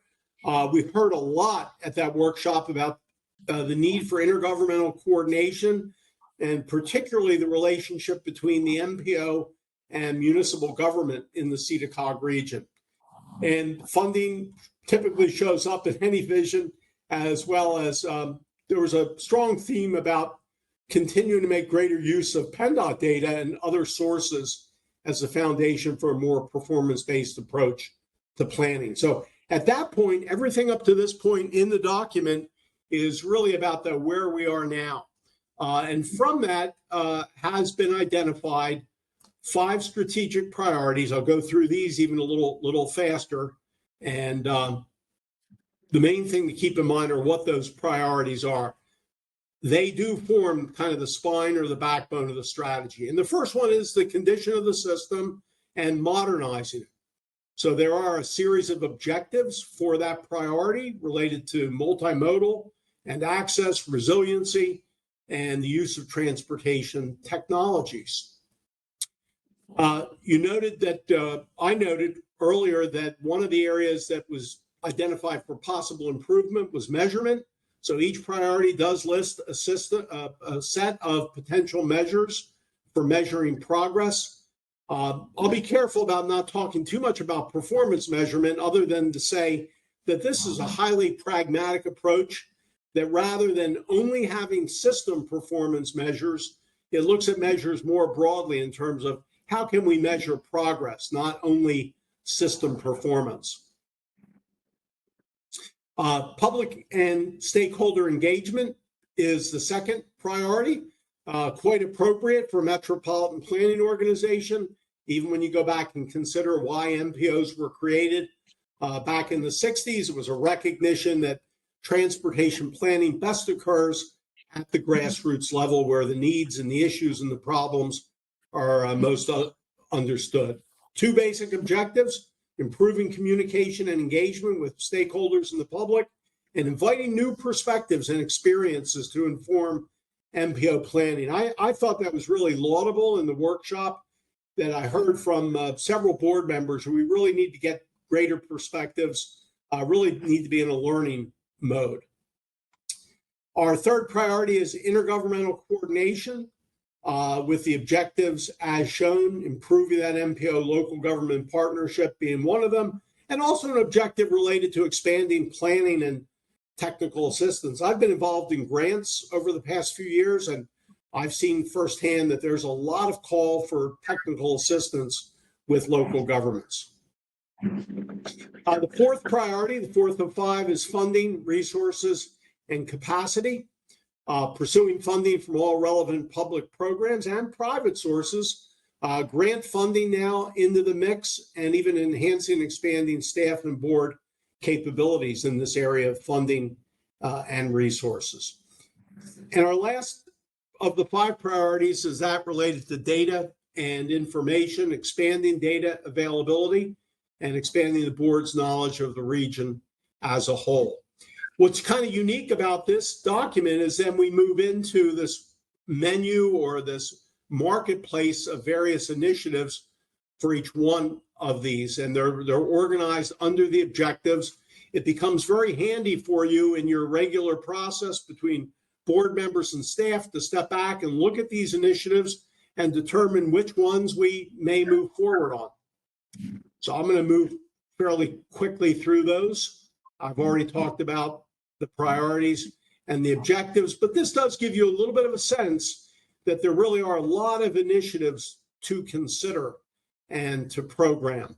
Under public and stakeholder engagement, you see there are 6 potential initiatives, and we've thought there were some great ideas to be held on to. So additional ideas are shown, and that shows you how the strategic plan is a dynamic document. There may be additional ideas that come up in the future, and those should be added. So this is fluid and should be updated from time to time.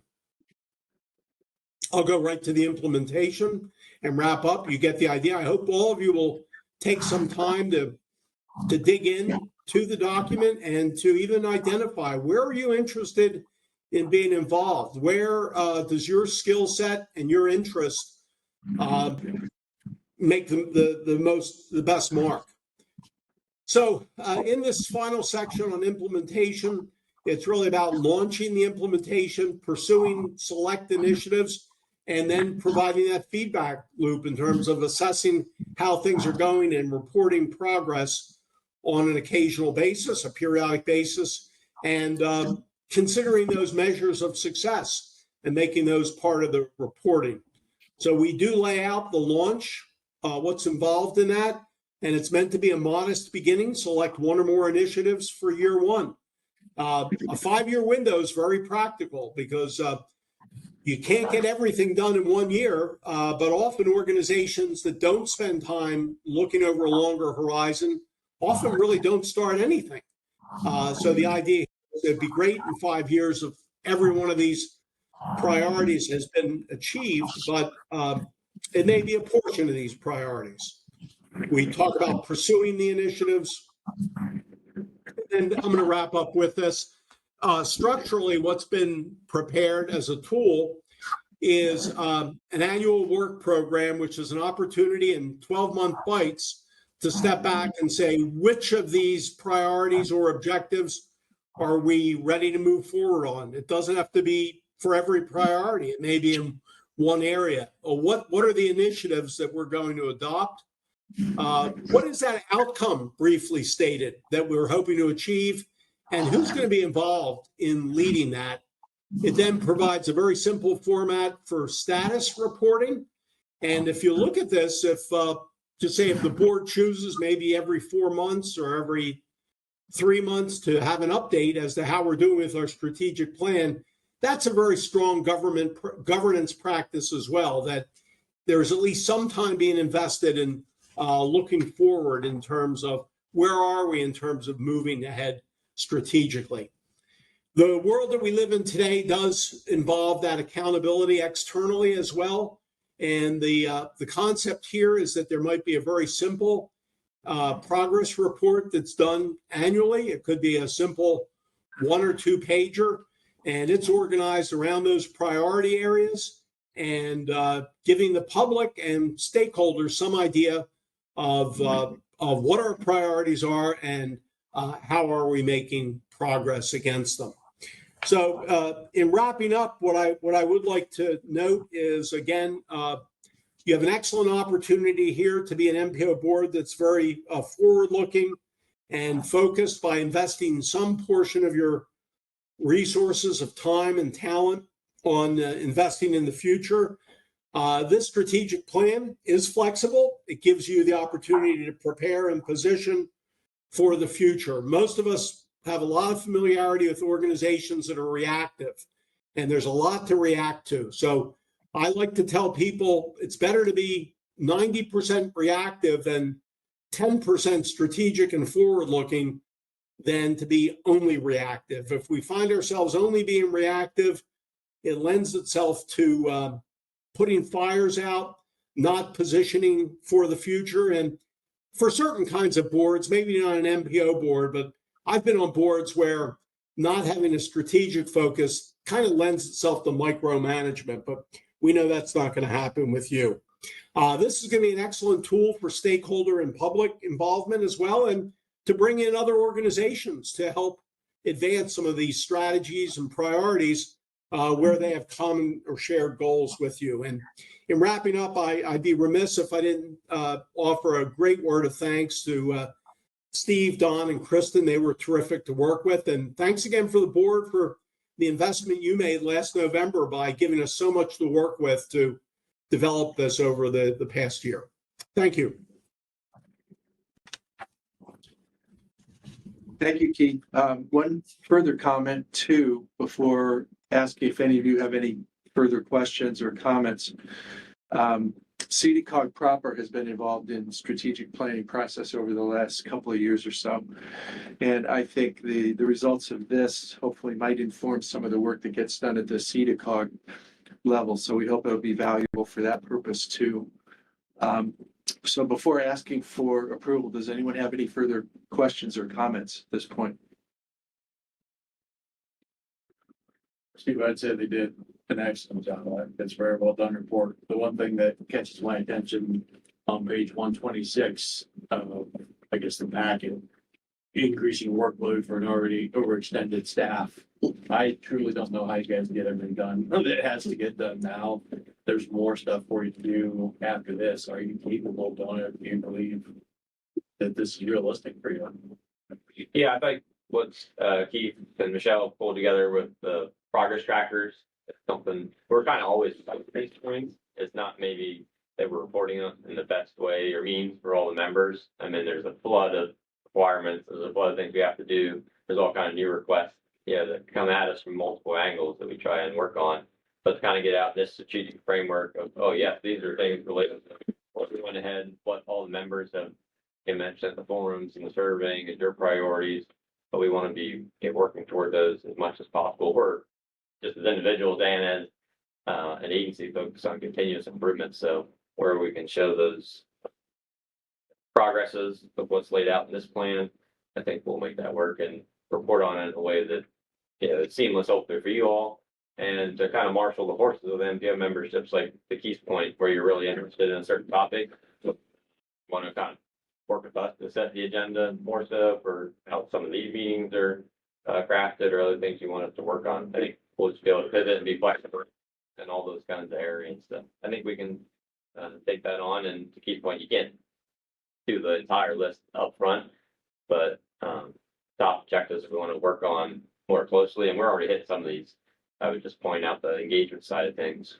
Working with Michael Baker, we have a public engagement playbook being developed for the long range plan that we can apply elsewhere and implement that.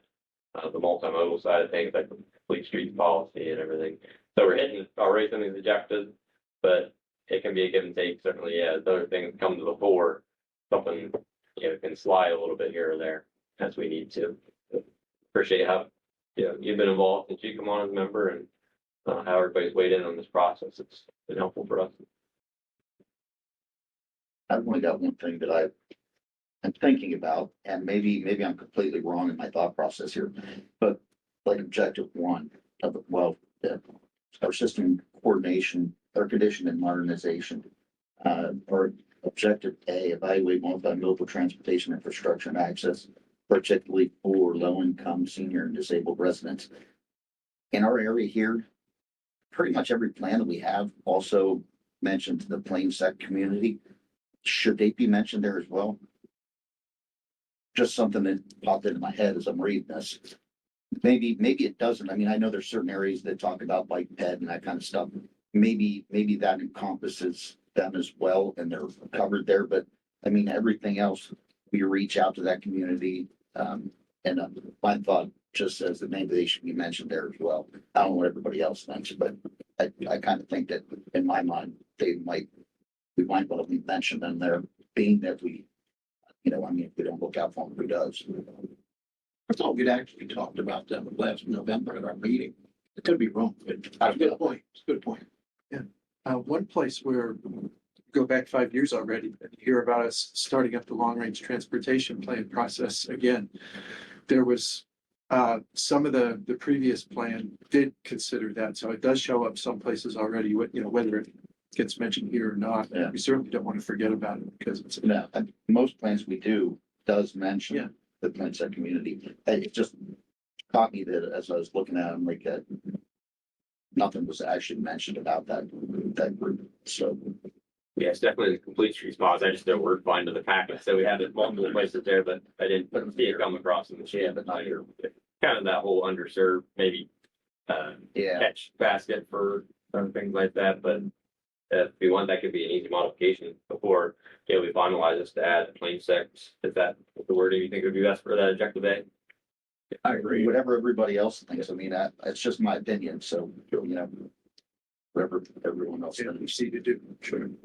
Yeah, that current wording kind of follows what's typically in coordinated transit plans or Title VI type of requirements or environmental justice. So that's an easy addition, insertion for plain sect if everyone agrees.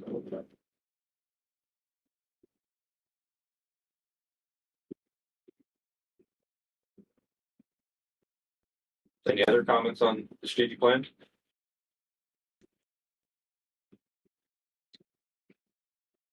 Okay. There are none. I'd like to ask for a motion to approve with the modification that was mentioned. That modification, I'll make the motion to approve. Second. All in favor, indicate by saying aye. Aye. Any opposed? Any abstentions? Great, thanks for all you invested in that, and we'll continue to report on it and work collaboratively with all the members as we implement that plan. Thanks, Don. And next, Don, you're gonna do intro on the EV charging station study implementation plan, and then there's some PowerPoint materials as well. Yeah. I think we need to, with the commentary about being overextended, we need to get some special hats made up that have like 6 or 7 brims on them. So just turn it to the and here as we go. You're free to do the corner. I think we all have that. Yes, we do. So, yeah, so we've been working with Michael Baker on the electric vehicle charging plan. And the project will technically come to an end at the end of the month, at the end of the fiscal year. We have a few i's to dot and t's to cross before the final plan document will be delivered to us. But we're pretty much where we need to be on being able to present what the major recommendations are for this right now. So we did give our steering committee involved with this project an update in early May. We're not going to ask you for action today, but again, the final report is pretty close in our near future here. So we'll be asking you probably the August MPO meeting. There's 3 things before I give it to Michael Baker to continue on here that I wanted to mention. That first of all, recommendations you'll see on site analysis for proposed locations for charging stations have been based on field visits that we did a couple of weeks ago and on certain evaluation factors that Michael Baker has been using and that have been in discussion with us about. So with those recommendations, you'll see some of the sites. I just would mention that it's not too late for us to look at other sites. We've reached out to people. We've gotten responses from most everybody, but not everyone. And that does not mean that there can't be other things brought up still either at this point or the near future as we go on. One of the other aspects that's gone into the process is development of a GIS-based gap analysis tool that includes various pieces of information that you'll see in the presentation coming up, but also factors such as environmental justice and geographic gaps, for instance. The third aspect to mention is that the Michael Baker team toward the end will be giving some updates on funding programs. This has been a rapidly changing aspect of this project where there are many programs that are out there, new ones that have come recently that are still open or will be coming open for funding to be able to help implement these charging stations. So we'll be talking a little bit about what's next in terms of funding programs as well. So I'm going to pitch it over to Brian Funkhauser, who's been the project manager from Michael Baker on this, and then let him move things along here to look at some of the results. Okay, thank you, Dawn, and good morning, everyone. Gabby, if you could go ahead and go to the next slide here. I think Dawn really did a good job of laying the groundwork here for today's briefing. And this slide you see here really doubles not only as our methodology in a nutshell, but it also doubles as an agenda for the briefing that we're going to be providing to you as part of today's meeting. We're going to be, as Dawn indicated, we're going to be providing a more robust overview of the project during the August meeting, the August MPO meeting. But for today, we wanted to give you an overview of the work that has been completed so far, some of the activities we've been involved in here over the past several weeks. And I'm joined on the call today by two of my colleagues, Gabby De Silva and Dan Zakaris, who have each been spearheading, different aspects of the work. So I think from here, I'm just going to turn it over to I think Dan to talk about the mapping data that Dawn mentioned, the gap analysis, and the project web map that we developed. And then later on, Gabby's going to give you an overview of the actual site visits that she's completed in recent weeks and upcoming work on the assessments that we're going to be completing for the sites that have been visited. Thanks, Brian. Don, I'm assuming we only have a few minutes here. I believe the meeting ends at 11:30. So is that correct? Well, we can go probably a little longer if needed. Yeah, our last items are verbal update and referencing materials. So take your time to fully go through what you want to cover. Okay, yeah, I'll move quick. And like Brian said, this was just an overview, just give everyone an idea of what went on in the study. Certainly there were some major goals that Don and Steve had going in. One of them was collaboration. So getting our steering committee together, talking with PennDOT on the NEVI program and the funding that they're distributing, getting together with some of our other organizations in the states, whether utility companies, or Clean Cities, an important organization that really leads the grant applications for a lot of different EV infrastructure projects throughout the state. So it was important to get that collaboration started. Don talked about mapping. That was another big thing, and this is something we want to turn over to SEDA COG that they can use in their long-range plans and other efforts moving forward, just to start to visualize, where do we have EV infrastructure, and that really helps us really kind of determine where there's gaps and opportunities just from a mapping standpoint. Everyone was aware that the EV event was kind of a showcase item of the project, was back in February at Penn College. And that was really part of the outreach and education to businesses to kind of make them aware, hey, there's a lot of funding out there. We're interested in expanding public charging. Is anyone interested in hosting infrastructure? And through that meeting and through some of the efforts that Don's follow-up outreach, several site hosts were identified, and based on those, we did some visits, and Gabby will give a quick overview of some of that.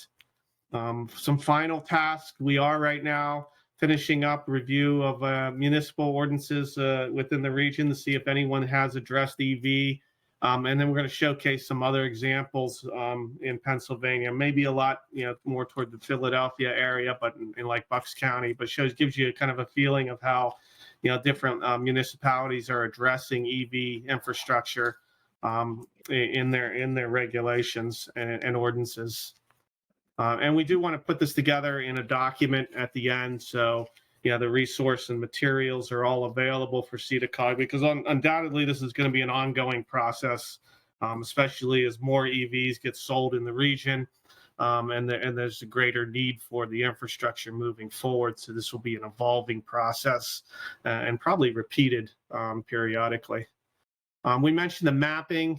I have a link here in this handout. Some of you may have seen this before in the past. Actually, there was a refresh just done within the last few weeks to make sure that everything was up to date. So it's got a lot of different information on where, like I said, where existing infrastructure is, where there's employment data, EV registrations, other efforts underway from PennDOT, our disadvantaged communities, things like that, that all can help in the kind of the prioritizations and opportunities assessment. And by looking at the data, one of the key items that we had included was what was called an EV suitability model, where we took together a lot of information and kind of assessed where does it make the most sense to have public EV charging within your region, which is by the kind of the darker red dots. So when you start to look at the suitability modeling on top of where we have existing EV infrastructure, it starts to allow us to identify some of these gap areas. And that really led us to, a couple key aspects regarding charging gaps. And you really have to break it up into the different types of chargers. The fast chargers, which are chargers that can, charge an electric vehicle in 20 minutes or so, are really geared to longer distance travel, but a really huge emphasis from PennDOT right now, or actually not just from PennDOT, but nationally, huge emphasis from funding on getting enough DC fast chargers out there, because we see that as one of the top barriers to people outside of the cost of vehicle, but the comfort level in traveling long distances and being able to charge. So fast charging is a big area of emphasis. PennDOT is already on the interstate. So I-80, there's a lot of efforts to make sure that the EV charging is available along the entire corridor. And I know there are still some gap areas, some of which are in your region, for example, above Lewisburg, that PennDOT is looking for and have some calls out for projects right now along that Interstate 80. But for our study, we started to look, outside of Interstate 80, where might our priority gaps be? And certainly thinking not just in the towns, but the routes, US 322 and US 15 corridors are real important for and have a lot more longer distance travel. So certainly in Lewistown, Mifflintown, Selinsgrove, Sunbury, and Lewisburg, and there just is not much fast charging options available there. Most of the fast chargers that are in the region already are at hotels, so they're really not at publicly accessible locations. They may be considered public in the terms of the federal definition, but they're not easy to get to and something that the general public feels comfortable driving up to and charging. So I think there's a lot of opportunities for fast charging in the region, and specifically along the 322 and 15 corridors. As we look to community car charging, again, there's some out there, but not a lot. So we got lots of gap areas that can be tackled. Certainly where we look at where the existing EV registrations are and where they're near, and some of the key destinations that are popular within the region. It's going to be the usual suspects of some of our Selinsgrove, Sunbury, Lewisburg, Danville, Bloomsburg, Lock Haven. They all show up as priority locations. So again, this may not be earth shattering, but just trying to digest the data and understand the needs at hand right now. So based on our EV event that we had, there was some interest in potential site hosts that have been identified. I'm going to turn it over to Gabby to take the next few slides here to talk about some of the efforts that we went through in assessing some of these opportunities. Awesome. Thanks, Dan. So as Don had alluded to earlier, on May 30th, Don and I conducted field visits for the purpose of taking notes and photos of the existing conditions at sites that we've identified to be suitable potential charging sites. The list of sites that you see here was developed as a result of interest expressed from municipalities and organizations following our February EV partnership event, and then through subsequent screening calls with those interested parties. As a result of those efforts, we ended up having 4 applicants who represent 7 of the 10 locations that you see here, with the remaining 3 locations being sites with applicants who expressed initial interest but were unresponsive to our follow-up outreach efforts there. After review of the existing infrastructure gap that Dan just outlined, applicant interviews, and our field notes. We've identified 5 suitable charging locations that you see in red, and these locations are represented by Columbia County, Lewisburg Borough, the City of Lock Haven, and Evangelical Community Church, and the breakdown for the levels of charge. We have 2 DC fast sites and 3 level 2 proposed charging sites. And the decision to move forward with these locations was informed by a variety of factors. Next slide, Dan. Thank you. The main of those factors being economic value, electrical infrastructure, and existing site constraints. So when we're talking about economic value, we're mainly focused on the existing use of the site. Effectively, are there any amenities on site that will guarantee year-round visitation? Or is there some aspect to the site that will encourage tourism to nearby businesses? For example, Hofnagel Park being located in downtown, proximity to other businesses in that downtown region.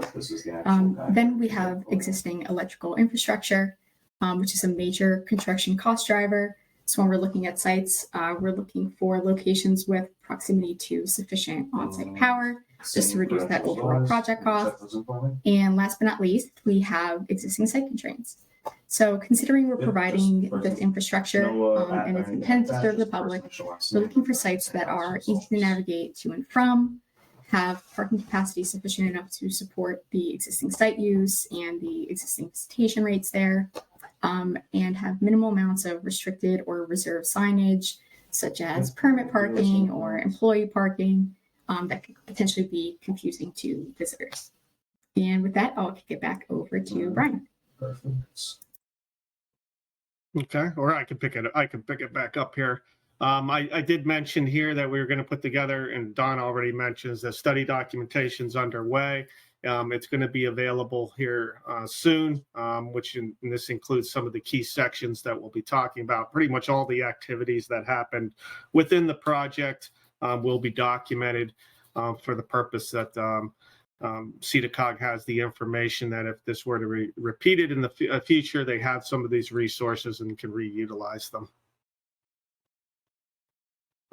Where do we go from here? So we've identified some sites. Now the question is, what are some next steps? And I think based on some of the funding that is available out there, there's some new funding sources that have just come online. One of them is a National Charging and Fueling Infrastructure, CFI grant that just opened, and applications are due August 28th.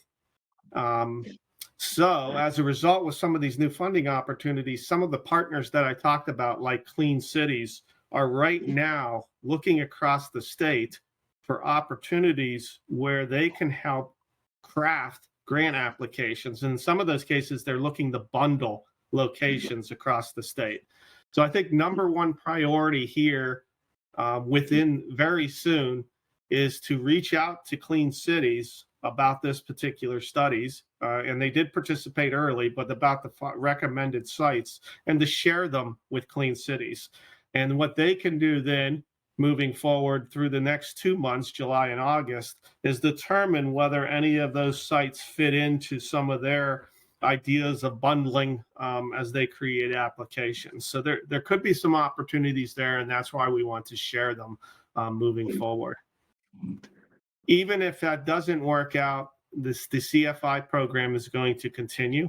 There'll be rounds at least every year, probably at least for the next 3 years, and we're envisioning that this program is going to carry onward in the future. In addition, I'd mentioned PennDOT's NEVI program. So PennDOT has a bunch of funds that they get, and then they distribute and have calls for projects. Their focus right now, I said, was on interstates and fast charging. Well, that's going to change here because they've gotten most of the interstates all built out with charging infrastructure. But the next focus is going to be community charging. And there's going to be a lot of emphasis, too, on rural areas. So I think in the future, whether it's 24, 25, again, lots of opportunities to leverage some of those additional funding resources from PennDOT. In addition, there are other funding opportunities available.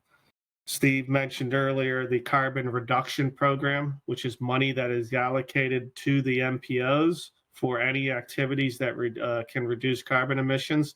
Many of the MPOs, RPOs across the state are thinking about, oh, maybe I can use it for EV projects and community type charging projects. Probably the number one barrier right now is just the uncomfortable nature in maintaining and managing that project. Certainly, it's not something many of the districts are used to, of dealing with some of the private hosts, you know, whether it's a Sheets and then having money go to them for charging. So there's a lot of issues in managing a project that's kind of outside the typical transportation projects that they deal with. However, PennDOT's already dealing with this through the NEVI program, and they are working right now on getting some guidance together to kind of help others, help their districts administer these projects in the moving forward. So I think once those activities happen, there's going to be bigger, more comfort level from both PennDOT and the MPOs and RPOs on using some of these other funding sources for electric vehicle infrastructure projects. There could be in addition to all what I just mentioned too, we've identified these site hosts. We probably need to reach out to each of them and make sure that they know about these funding opportunities. Some of them may wish to pursue some of these grant applications on their own moving forward. So, or to coordinate with the MPO in the future on maybe helping them apply for some of these funds. So there's an education on that part that will continue. And then the last box is, I think, just continuing to monitor your infrastructure trends.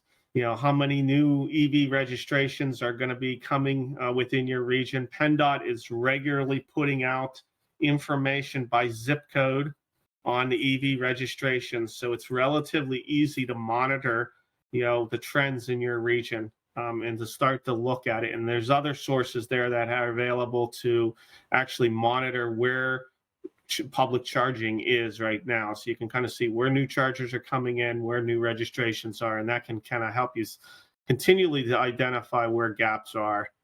And I think just continually reaching out to the public, integrating this into your long-range transportation plan, so businesses and public are aware of the EV needs within the region moving forward. And you can continue through your surveys and other outreach, kind of start to identify where people envision gaps to be as they travel with EVs. So Don, that kind of handles the 10 slides that we have, or 9 slides that we had here. I didn't know if anyone had any questions or if you had anything additionally to add. Tom, Lisa, raise your hand. Question. Lisa, can you hear us? I just had a quick question. You had stated the clean cities. I'm assuming they're in the business for, you know, making money, but when they assist with the application, do they also take the revenue once it's up and running, or how does that work? Do we know? Clean Cities is actually a nonprofit. They're funded by the Department of Energy. There's Clean Cities organizations across the country. So Clean Cities is there not to make a profit. They don't manage anything. They're there to help. They're kind of like just information. They'll help with the grant applications. They'll help a site host who just doesn't know what the next steps are. They maybe are interested in infrastructure, so they can make connections to maybe someone who will or can build a charger, or help with the utility coordination. We've done a little bit of it now. So Clean Cities is a nonprofit, so they're there to help in any way. Okay, is it possible to get that information? I saw the Bloomsburg Fairgrounds was on that list. I'd be happy to pass that information on to them. Sure. Yep. I think we'll, you know, when the study's done too, I think the study will be put out there. Then probably some individual contacts are working through some of you to help, you know, reach out to them and make them aware of the opportunities for funding. This is Eric from Columbia County. Lisa, Randy Karshner and I met with Gabrielle down on site, so the fair's aware of what's going on. Okay, I did see on I think it was the first PowerPoint slide that they didn't do a follow-up. Is that my assumption? The ones that were not in red didn't follow up, or? The ones in red are just the recommended sites. So the sites that were in black are either not recommended just due to site factors, or it could be that the applicant itself themselves were not responsive to outreach efforts. Okay. All right. Yeah, I can regroup with you, Eric, after the meeting. I just think with Knoebels adding the electric charging stations, I think that's something that the fair should further explore, at least have the resources to look into. Yeah, give me a call offline here sometime and we can discuss in more detail. I'll fill you in on what's going on.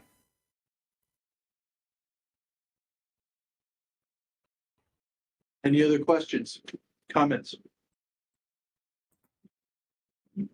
Okay, just one last comment from me too, since I've been on the last two items on the agenda here. If you remember going back to the strategic plan, one of our objectives is to look at transformational technologies. Well, this fits that description. So right away, we have a leg up on something that fits back into the strategic plan as well. So rapidly changing subject, but I think we've gotten a really great start, and the Michael Baker Group has done really good work on getting us a head start on these things. So we'll be talking about this again in August. Thank you, Don. Thank you, everyone. This is one of those areas, like Don said, we're being proactive and trying to really facilitate this process and get the infrastructure out there and be as supportive for any of the project sponsors and connections to be made. So thanks to the Michael Baker team for presenting that, and the full findings, to come in August for your consideration and acceptance. Next is Bryce for update on active transportation committee activities before we get to the number 4. Yeah, keep it short and sweet here, effort at time. Our 23-24 head counts program cycle is about to finish here in September. So we have our 6 traffic, trail traffic counters in Clayton County right now. 2 on Lock Haven Riverwalk and another 4 on Bald Eagle Valley Trail. I'm happy to report that we've had no major issues, over the winter, no, public messing with them. So I'm very happy that we actually have the data to continue that. So we're about to move those, as well as our 2 new purchase Pyro eco counters, hopefully to Montour and in Columbia here moving forward. So Elise is on, you're here. I'm making maps right now just to show you this is where we want them. If it's up to you guys, you want to move them somewhere else along the trails, that works for us. We might need help down depending on locations. But if there's trees or that's fine, that's perfect. So we'll be moving forward with that hopefully September. Then have the new story map up in October, like our last cycle. So those trails in mind. Looking back into the past year, Dr. Byler is about to publish a Research Pays Off series on our trail demand story map. So have that at like the national level is going to be really nice. So if you haven't filled out our survey yet for the voting members for the MSATC for our work groups, you have until the end of the month to fill that out. I think you guys have. We'll provide further updates on work group schedules here in the future. And then our next meeting is going to be Wednesday, August 21st, on the same 2 to 4 p.m. time cycle. So anybody who's not involved with MSATC wants to, let me know. I'll send you the invite here after the meeting. That's all I have. If anybody has any questions. Thank you, Bryce. Appreciate that. We're up to the member forum. Anything that anyone wants to share, we've talked about, or anything going on in your region or your regular work?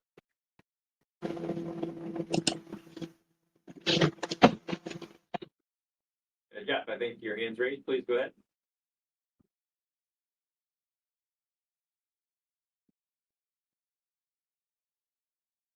Oh, this is Jeff from PA Silk. Can you hear me? Yes, go ahead. Yeah, just wanted to mention the state budget negotiations are still going on. The public transit money for groups like Rabbit and others, Amtrak, the governor's proposal with a little over almost 283 million for 1 year and over 1.4 billion for 5. That's still in discussion. So there's time for that. They're also looking at a e-scooter bill, House Bill 2218. It has not moved yet, but it addresses some of the concerns that different stakeholder groups have brought to get the program going. Again, the city of Pittsburgh, which shut down July 1st of last year. They're also looking at adding Scranton and also third-class cities, which in the SEDA COG region would be Sunbury and Shamokin. If that were to come through, right now it's not moving, but things change very quickly. And also wanted to mention the FAA reauthorization to pass Congress in May. So I think most of our delegation voted for everyone that represents the counties, at least in the northern region of SEDA COG, voted for it. So I think that's that. And we're having our next Transportation Alliance. I know Steve's on our email list. I can add anyone else too for Tuesday, June 18th at 1:30. And then after that, our next one is Tuesday, August 20th at 1:30. Thanks. Thank you, Jeff. Anything else for the member forum or good of the order type activity?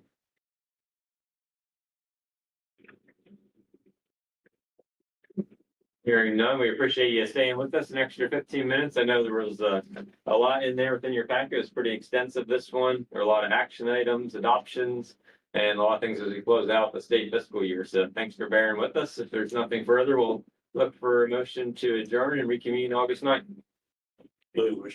Greg, we'll give you the first and Bob quickly in there with the second. All in favor, give it saying aye. Aye. Any opposed? None seconds. Everybody enjoy your weekend. Thank you. Thank you. Thanks. Thank you. Everybody stay.